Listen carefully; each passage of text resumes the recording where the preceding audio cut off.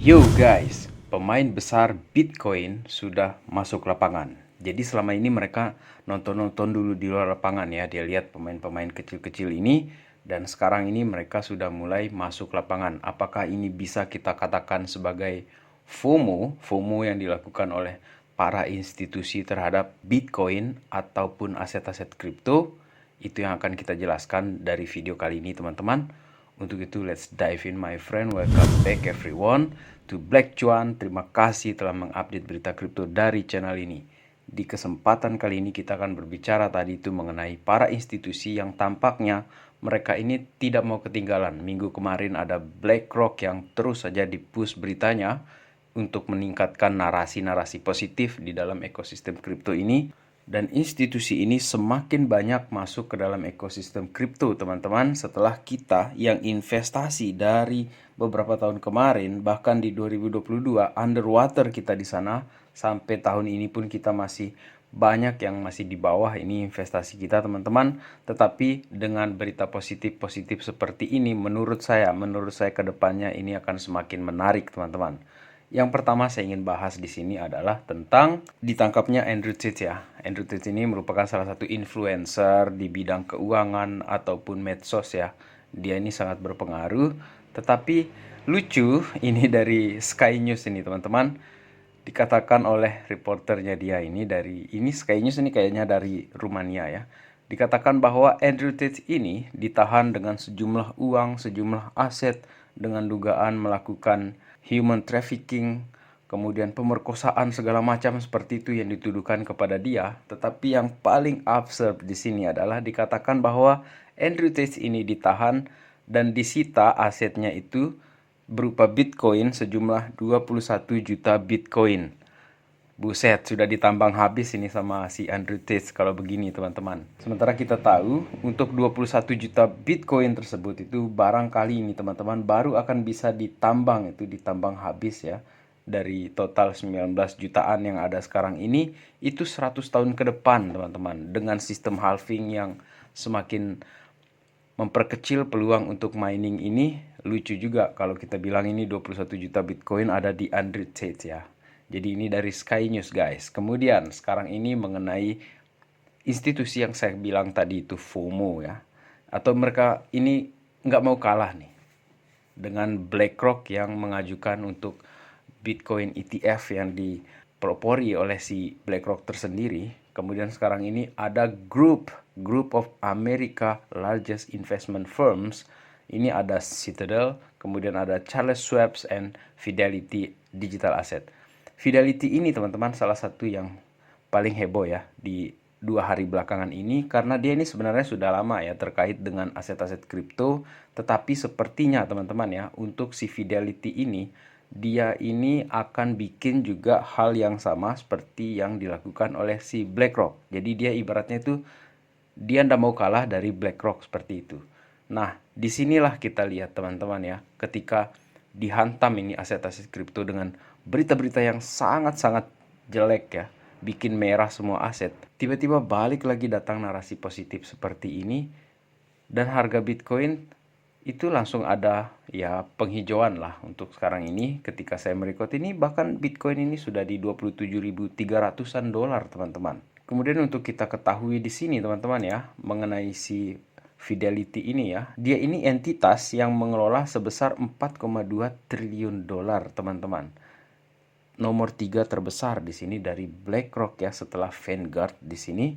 Jadi dia ini benar-benar menurut saya ya seperti yang saya katakan tadi dia tidak mau kalah dari BlackRock dan bahkan di sini dikatakan bahwa dia ini meng-acquire Grayscale. Grayscale ini termasuk yang paling banyak stok Bitcoin teman-teman. Jadi kalau Fidelity membeli Grayscale atau mengakuisisi Grayscale maka Fidelity ini akan menjadi yang paling banyak untuk memiliki Bitcoinnya teman-teman. Bahkan MicroStrategy kemungkinan besar akan dilampaui oleh dia ini. Sementara di belakang layar atau under the radars kita tidak tahu berapa banyak dia sudah mengakumulasi Bitcoin tersebut teman-teman. Karena ini diinformasikan oleh influencers ya di kripto ini, Scott Melker atau yang mereka sebut The Wolf of Wall Street, kemudian Michael Pemdepop yang merupakan analis kripto terkemuka dan Ask Crypto guys. Tetapi berita ini saja itu sudah sangat-sangat positif ya untuk perkembangan aset-aset Bitcoin, teman-teman. Kemudian saya ingin berbicara lagi di sini mengenai salah satu lagi nih, kenapa banyak yang saya anggap FOMO mereka ini. Jadi tidak hanya sekedar retail saja yang FOMO. Ini institusi ataupun perusahaan-perusahaan besar ini mulai masuk. Ini ada Mastercard applies for crypto processing software trademark. Sebenarnya untuk Mastercard ini udah terlalu besar dia ini sebagai institusi keuangan dunia, akan tetapi minatnya dia kepada cryptocurrency di sini, kepada kripto ya teman-teman. Jadi di sini bukan hanya Bitcoin, kripto artinya aset-aset kripto lainnya juga akan mendapatkan manfaat dari datangnya pemain-pemain besar ataupun pemain-pemain Bitcoin yang besar-besar ini, teman-teman. Sementara secara harga, ini kita bisa bilang ya, untuk Bitcoin ini berada di falling wedge di sini. Jadi, ini bukan financial advice, guys. Karena harga Bitcoin di sini, menurut chart di sini dia sudah tembus ini.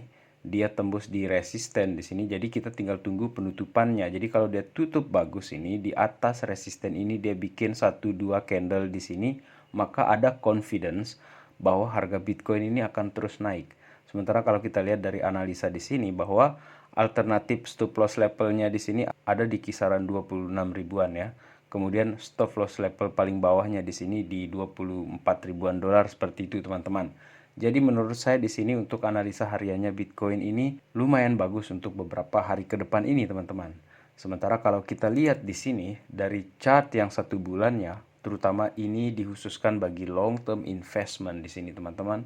Long term holders di sini, secara 1 bulannya Bitcoin ini diharapkan atau ekspektasi dari para investor adalah dia ini menembus dulu di sini di level 51.000. Dan ada patterns, ada pola yang sama terjadi di fase-fase bull runs yang pernah terjadi di Bitcoin ini di 2019, di 2016, di 2013. Di 2013 terjadi hal yang serupa seperti terjadi pada saat ini. Bitcoin akhirnya tembus ini di 16 dolar, teman-teman. Ada yang mau beli Bitcoin di 16 dolar? Kita balik ke tahun itu 2013. Oke, kemudian di 2016 di sini ya, 2016 2017 Bitcoin juga sama, terjadi pola yang sama seperti terjadi di saat ini, teman-teman, di 2023 2024 ini menjelang ya 2024. Kemudian di 2019 juga seperti itu, teman-teman. Dan kita akan lihat apakah di tahun ini, menjelang tahun 2024, Bitcoin ini bisa nyampe ini di level 51.000, teman-teman. Kalau kalian anggap ini bisa sampai, coba kalian tulis di kolom komentar pendapat kalian. Bisa tidak dia nyampe ke 51.000 di tahun 2023 ini?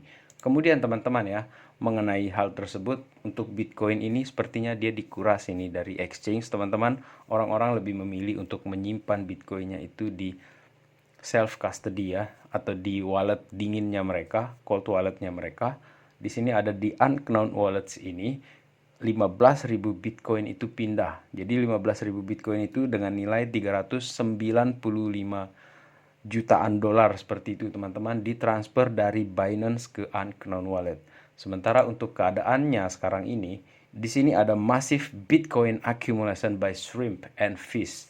Jadi untuk tipikal investor yang shrimp, udang, dan ikan itu melakukan akumulasi besar-besaran terhadap Bitcoin, dan mereka ini melakukan absorpsi terhadap Bitcoin ini ya dengan ekuivalensi sebesar 254% dari Bitcoin yang di mining, teman-teman, hanya dalam waktu sebulan kemarin. Jadi ada sekitar 2.286 Bitcoin per hari yang diakumulasi oleh shrimp dan ikan. Jadi di sini nih udang ini lagi pesta beli Bitcoin. Jadi DCA, Shrimply the best. Ya, udang ini yang terbaik ya. Memang enak sih udang ini ya, teman-teman. Dan untuk black cuan di sini ya, black cuan adalah plankton di sini, teman-teman. Jadi Anda masuk kategori di sini.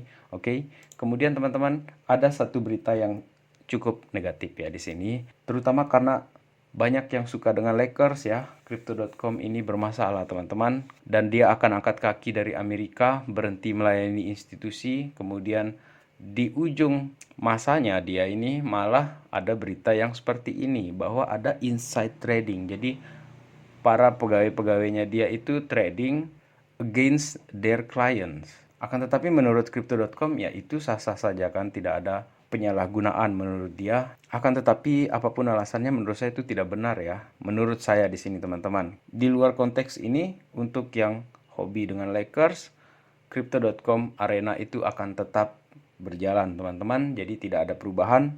Ini di luar konteks kripto teman-teman. Sekarang kita balik lagi ke Binance, ke exchange ya. Binance terutama di sini.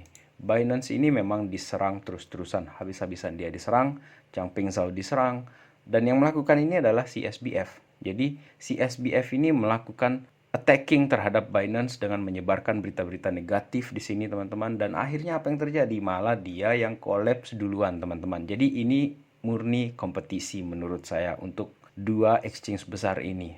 Kemudian teman-teman ya, berkaitan dengan hal tersebut menurut si Sisi di sini ya, don't believe everything you read in the news. Disinilah saya setuju sekali dengan apa yang dikatakan oleh dia.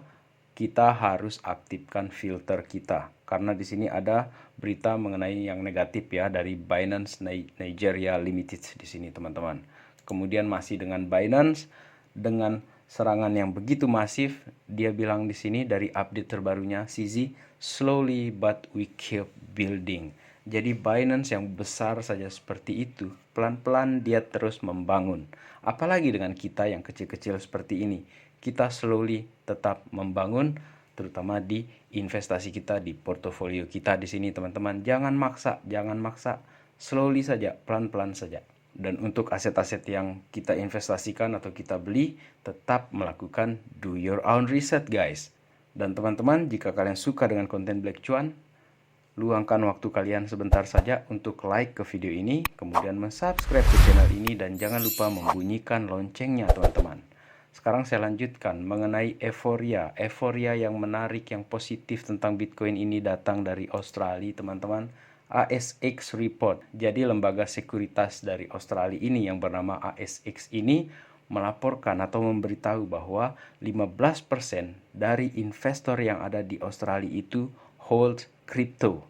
Jadi kemungkinan tidak hanya Bitcoin kan, karena crypto di sini dibicarakan. Jadi bisa jadi ada Solana, XRP, Cardano, atau mungkin Luna Classic, mungkin mereka juga hold di sana teman-teman. Atau bisa jadi juga Bryce ya. Dan crypto di sini dikatakan masih sangat-sangat populer di Australia teman-teman. Dan bagaimana dengan di Indonesia?